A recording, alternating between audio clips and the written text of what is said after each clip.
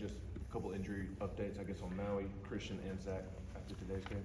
Yeah, I mean, Zach has had issues prior to being here with the ligament in his elbow, and he felt some discomfort there, and it led to further discomfort down the hand. So, I mean, I got a mid-game update, you know, when I went back there.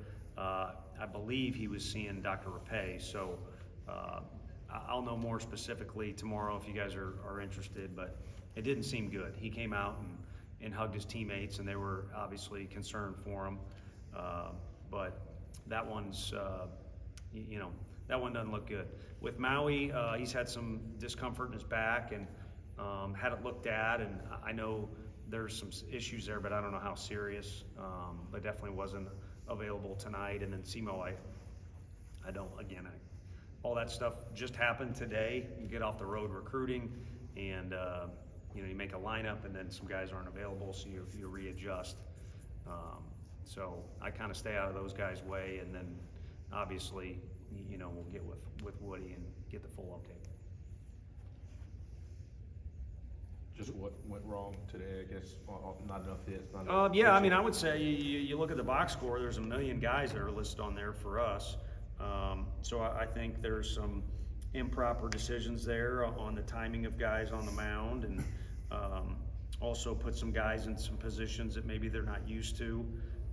You can call it, you know, in part because of injury, but really just trying to go for broke on offense. I think our offense is capable of really good things, but for whatever reason, it's a little strangled right now. So, you know, you try and do some things, and obviously when you don't win, you look back on it and would probably do several differently. But also their team showed up and played. I mean, right out of the chute, they were hitting and they didn't stop. You could tell they were relaxed at the beginning of the game, but when they sensed they had an opportunity to win the game, it kind of ramped up, and they were excited on defense and seemed to be even more relaxed in the ninth than they were at the start of the game. In the inning that they, you know, a couple balls just past some guys' gloves, but, you know, Halvey's got great stuff, and you know, they earned what they got for the most part, other than the drop ball. What was kind of the message to the team out there after the game? You know, just like I said, kind of talked about, it's our job to put them in a position to succeed. Probably need to do things a little differently. And then also when you get back off a trip like that, there is no time to, you know, for lack of a better word, be hungover from the loss, or still beat down from the loss, and then to kind of be slowly building up for the weekend, which every SEC team or any conference that's out there, you can fall into that trap. And whether we did that tonight or not, I don't know. It's hard to say, but I do think some guys that are usually pretty good with the ball in their hand on the mound didn't look like they were ready to do that. And then some of the offensive patterns that took place this weekend carried over to today. And again, having said all that, some of those guys played really well. I mean, Brock, their lefty, got good stuff. You can see it on video, no doubt, but his stat sheet probably isn't going into today what he wanted it to be, but with this, it'll be improved, and he was lights out for those guys. What do you kind of say to this team now, I guess, after the last 5 days and heading into the weekend you have ahead? There's no more talking, it's doing. You know, May's the month you want to look forward to as a student athlete in college. Ideally, finals get behind you somewhere in there early. Freshmen, to me, like Russell showed tonight, should be looked at almost like sophomores. They've been here for almost a whole year. The weather's nice. The competition is fierce, whether it's conference or not. So it's time to do. And maybe our part of that is, rather than, you know, try and mix and match too much, go with who we think are the guys and ride them out. Do you expect to start Lindsey again on Friday? You know, he's in position to.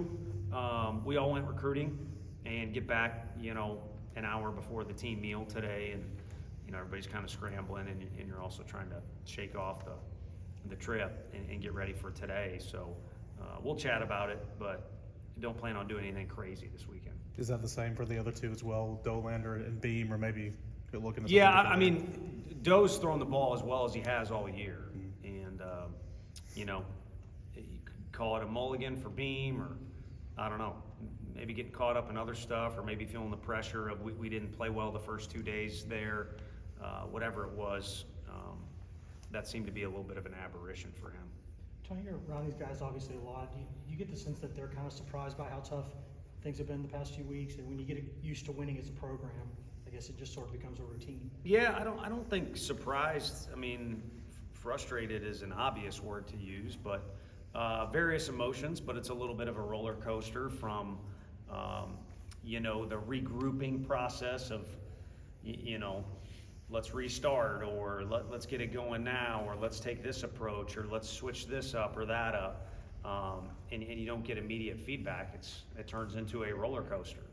And again, this time of year, you're best just keep it simple. Run around out there and enjoy playing, and you better compete the way that you plan to in your head. Otherwise, you're going to look back and regret it. There's no do-overs right now, and I don't mean to belittle the very beginning of the season, but one thing you could argue at the beginning of the year is, well, it's a lesson learned, or we got to work through these things, or we need reps for the freshmen, whatever.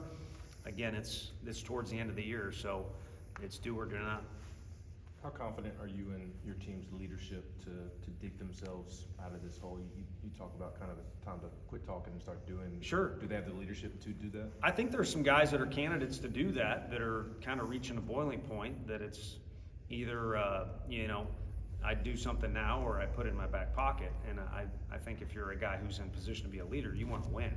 So you're not going to put it in your back pocket. You're going to, do whatever you feel you need to do in the dugout, or to prepare for your outing or at bat, and then out in the field. So there's it's not, blind leading the blind, or whatever you want to call it in there.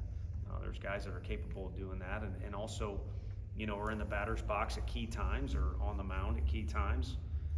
So a big part of being a leader is just doing your job. And then when you're, pretty sound at that, you can kind of start to branch out a little bit and make sure you're herding everybody in. Would it be good for some guys to reach a boiling point? Yeah, I think so. Again, to stick with that theme, it's the time of, it's not Christmas. It's the time of year for baseball to be, do it or do not, like I said. And I think sometimes you gotta, it's not like dodgeball, whatever the guy is that gets angry and then he turns into the best dodgeball player ever or whatever. But yeah, you gotta take a stand, and have a little pride in what you represent, what your program represents, and what the things you want to be judged by. I think I said it, I don't know, obviously. I was perturbed about something else right at the start of the interview on day 3 over there.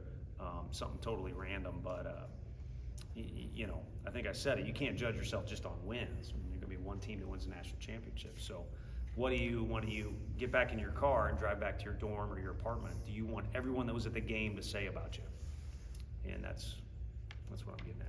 I know Couple more guys. wins haven't been there the last couple of days, but are they responding the right way, the way you want them to? Yeah, I mean, today, I think, maybe you wait a little bit and, okay, we've been told, this will be, you're playing either an in-state team or a good program, or a team that beat us last year, but, be ready for a dogfight and come back from, Arkansas and wear your pride on your chest a little bit. And maybe it took a little while to get that going. But there's plenty of 1-2, and again, any decisions or sticking with a guy or making a quick switch or something like that comes from a place of us wanting to win. And sometimes you spin the wheels a little too much. So maybe a couple days to reset here and play at home, and keep things simple, and make it just all about this weekend is the best approach possible. Tony, you've been around this game a while. You've been around a team that's sort of this left-hand dominant offensively, and just on a daily basis, how, to get matchups and things, how challenging can that be? Right. No, I can't recall one that is this left-handed dominant. I mean, it was a big topic in the summer. It was a big stressor, and, everyone says it was great the guys we lost, off last year's team, Cortland Lawson and guys like that. It's great. We want our guys to go. We have not had one guy turn down an offer, whether it be a free agent offer or, to one of our guys when they get drafted. And that's kind of the way we want it. But we did lose a lot of guys that were supposed to be incomers. And so it kind of swings over to the left-handed side. And I gotta be honest with you, it is a matchup deal, but I don't know that that's been as big of an issue as we kind of thought it potentially could be. When we played Wake Forest and even played Memphis, a couple of the lefties they showed us. There's other areas, if we shored up, I think that would switch the win column, not if we just magically added a right-handed hitter. All right, thanks, Coach. Thank you. Thank you.